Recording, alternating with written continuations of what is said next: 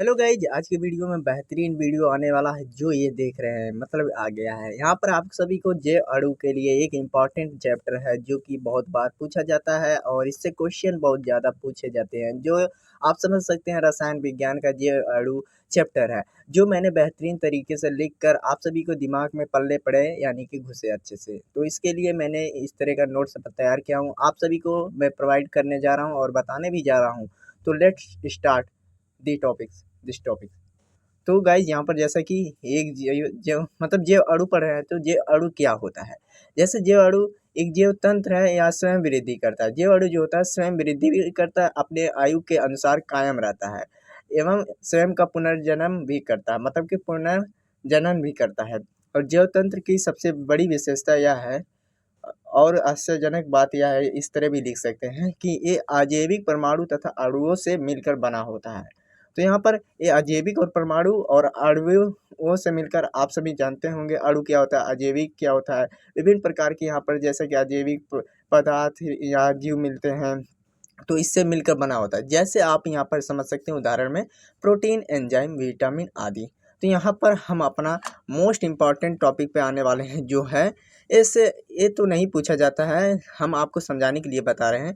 लेकिन यहाँ पर कार्बोहाइड्रेट जो है मोस्ट इम्पॉर्टेंट टॉपिक है। क्या होता है कार्बोहाइड्रेट? ऐसा पॉलीहाइड्रॉक्सी यौगिक होता है जिनमें एल्डिहाइड या कीटोन समूह उपस्थित होते हैं। मतलब कि ये पॉलीहाइड्रॉक्सी समूह होता है और इसमें एल्डिहाइड व कीटोन उपस्थित होते हैं। एक कार्बन एल्डिहाइड जानते हैं ना, CHO जिसमें हो, और कीटोन का CO होता है, डबल बॉन्ड O लगा सकते हैं। इसका इस तरह भी लिख सकते हैं, C डबल बॉन्ड OH, इस तरह भी लिख सकते हैं। तो भाई ये आपका एल्डिहाइड और कीटोन होता है। तो ये कार्बन हाइड्रॉक्सी तथा ऑक्सीजन परमाणु से मिलकर बने होते हैं। और कार्बोहाइड्रेट व्यापक रूप से प्राकृतिक पौधों में व जंतुओं में पाए जाते हैं। यहाँ पर जैसे कि देख सकते हैं ना, यहाँ पर हाइड्रोजन ऑक्सीजन से मिलकर जुड़े होते हैं और कार्बन भी साथ में रहता है। और ये हम लोगों के शरीर में भी पाया जाता है और पौधों में भी पाया जाता है। जंतु के अंतर्गत हम लोग भी आते हैं ना। तो वर्गीकरण मतलब कि इसके वर्गीकरण कितने हैं, तो वर्गीकरण का आधार पर इसे दो आते हैं। पहले नंबर पर शर्करा। ये स्वाद में मीठे होते हैं, ये जल में विलेय होते हैं, एक क्रिस्टली ठोस अवस्था में होते हैं। उदाहरण में आप ले सकते हैं glucose, C6 एस्टोल, O6 fructose, sucrose, lactose, maltose आदि। इतने सब आप सब ले सकते हैं जो आपको शर्करा के अंतर्गत मिलता है। और आपको अशर्करा इसके विपरीत चलना रहता है। अशर्करा में क्या आपके है, अशर्करा में ये रक्तहीन होते हैं, ये जल में आविलेय होते हैं, ये क्रिस्टली ठोस होते हैं। इसके उल्टा लिखना रहता है। उदाहरण में आपको इसे ले लेना स्टार्च, सेल्यूलोज, ग्लाइकोजन आदि ले सकते हैं। तो नेक्स्ट टॉपिक पे आते हैं। हम लोगों ने इसका प्रकार पढ़ा था, कितने प्रकार में बांटे गए हैं। लेकिन इसके बारे में हम लोग रासायनिक संरचना व जल के आधार पर कार्बोहाइड्रेट का प्रकार पूछता है, जो वेरी वेरी इंपॉर्टेंट होता है। VIP आप लगा सकते हैं इसका, और काफ़ी बार पूछा गया है। और चलिए स्टार्ट करते हैं इससे भी। तो फ्रेंड्स यहाँ पर रासायनिक संरचना एवं जल के अपघट्ट के आधार पर कार्बोहाइड्रेट के निम्नलिखित वर्गों में बांटा जाता है।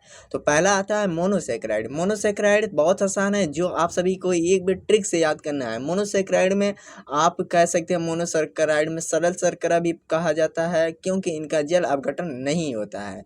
और मोनोसेक्राइड में सामान्यतः 3 से 7 कार्बन परमाणु होते हैं। तो आप सभी लिख सकते हैं ग्लूकोज, फ्रक्टोज। आप बता दो कैसे इसमें 3 कार्बन परमाणु का मतलब क्या है।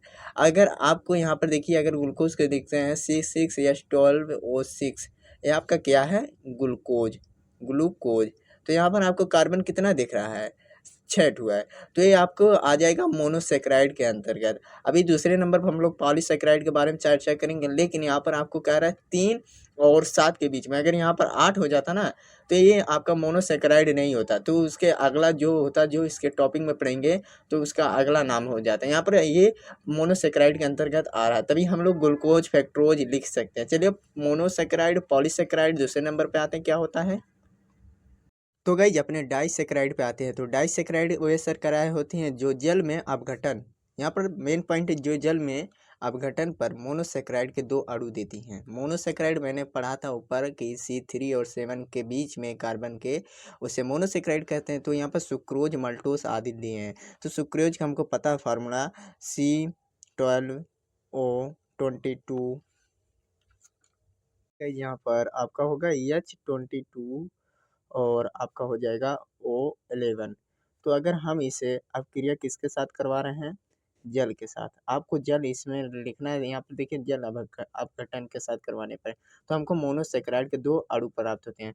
तो आपको टूट जाएगा C6H11O6 और प्लस C6H12O6। यहाँ पर इससे भी 12 में तोड़ेगा और आपको इतना रिएक्शन तो याद ही करना पड़ेगा। ये तो प्रायोगिक विधि से प्राप्त हुआ, ना कि ट्रिक में बता सकता हूँ। तो अगर ये तोड़ेगा तो मोनोसैकेराइड के 2 अणु में टूट जाएगा C6H12O6 6H12O6, जो ये आपका डाइसैकेराइड कह सकते हैं इसे, और इसे या सुक्रोज भी कह सकते हैं, लेकिन यहाँ पर हम लोग सॉल्व कर रहे हैं डाइसैकेराइड। तो ये डाइसैकेराइड आपका हो जाएगा। तो डाइसैकेराइड ये हो गया, और ये आपके जानते हैं ग्लूकोज हो जाएगा। तो ये ग्लूकोज ये आपका प्रूफ हो गया डाइसैकेराइड। जल के साथ आपको अपक्रिया करवाना है, आपको सुक्रोज के उपस्थिति सुक्रोज को लेकर, तो आपको इतना टूट के 2 मोनोसैकेराइड में उत्पन्न हो जाएगा। तो ये आपका डाइसैकेराइड हो जाता है। मिलते हैं नेक्स्ट वीडियो में। लाइक और सब्सक्राइब कर दीजिए वीडियो को। और आपको अगला वीडियो चाहिए इसके, मैं विटामिन्स एंजाइम के बारे में लाऊंगा।